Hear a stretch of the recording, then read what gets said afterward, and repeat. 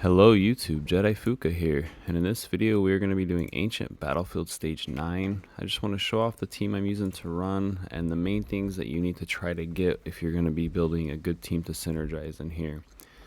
So first of all, for this team, my main core is going to be the center line here, my support, and then the two attackers. You can switch with whoever you want, but make sure your attackers synergize so you at least get that triple synergy and get these extra bonuses here.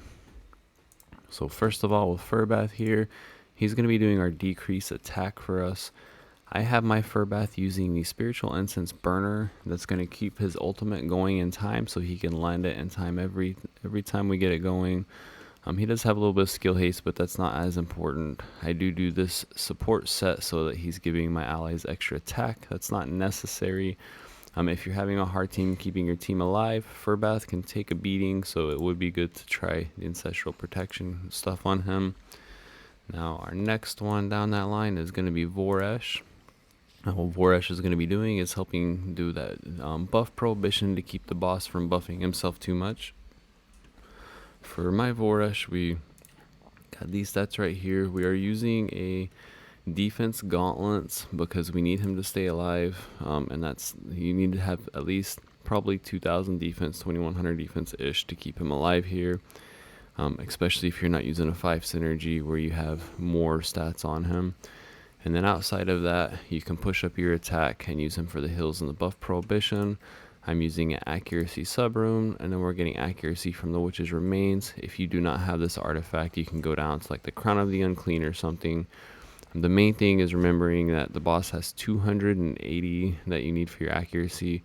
So if you're not using a 3-person synergy on your Frost, you need him to be at that 280.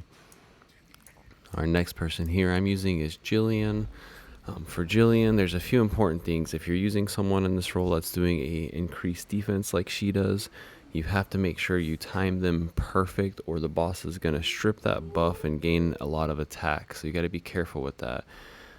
So depending on who you replace her with, if you use a healer that doesn't do any buffs, then you don't have to worry about that so much. But for Jillian here, we got our skill haste up as much as we could. So we're using the Monlis blessings. We get skill haste on there. I don't care about the accuracy, just care about the skill haste. And then on this one, we get skill haste and HP, which the HP is a nice little bonus. We're getting her resistance up, and then her alignment's low, so her heals are not very good right now. So mostly she gets a little bit of healing, a good increased defense, and then her resistance being up so that we can tank the boss and do that blowback on them. Now for our next two champions, they're going to be our attackers.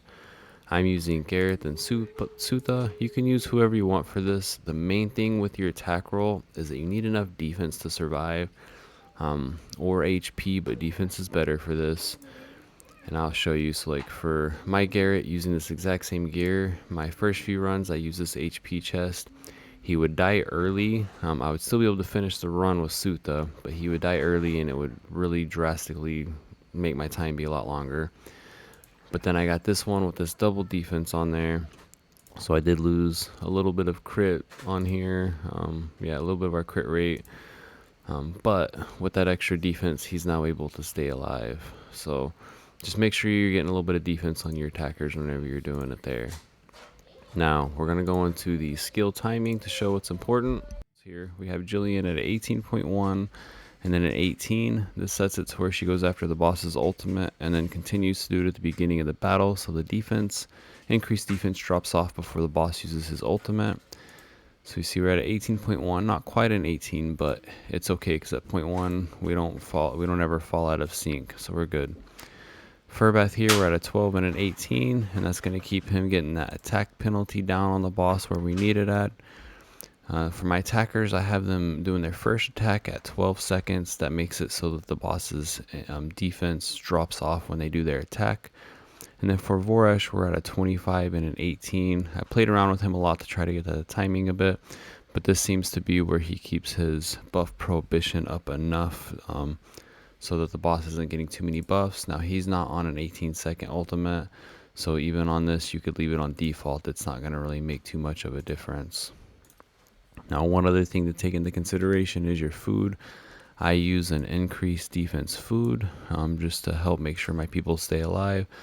I can beat it without it, but it's not as consistent as when I use the food. When I use the food, I tend to be pretty consistent. So we're going to do the run, let you guys see it, and you can see how this team is working in sync. So you see we get the blowback from Jillian, thanks to her increased defense. Decrease attack from Furbath, and then that's what is going to keep us alive. And then Jillian will heal, get that increased defense up, and with the increased defense, it gives Furbath the ability to heal our melee attackers there. So that's really it for the synergy. I'm going to let this run play out. You can fast forward if you'd like to the end, and then we'll talk about the end results.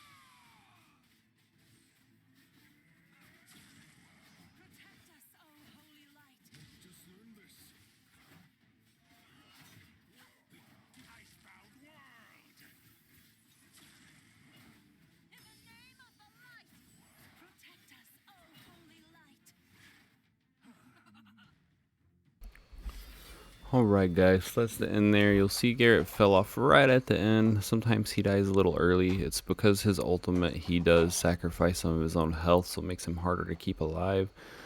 Even when he dies with like the boss being close to half health, I can still win the battle. It just drags the battle out like another minute and a half with Sutha being my only damage dealer.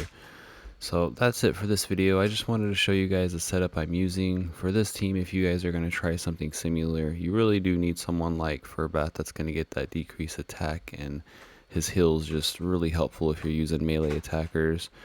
Varus, you can use someone else who's doing like a buff prohibition or a buff strip, but he works really well because he's given the extra heals. And then Jillian, there's other options to replace her, other healers that you could use. She just really works with this setup for me, so that's why I'm keeping her in there. And then your two attacks, just remember to get those defenses up. So hope this video helps y'all. Y'all have a good one.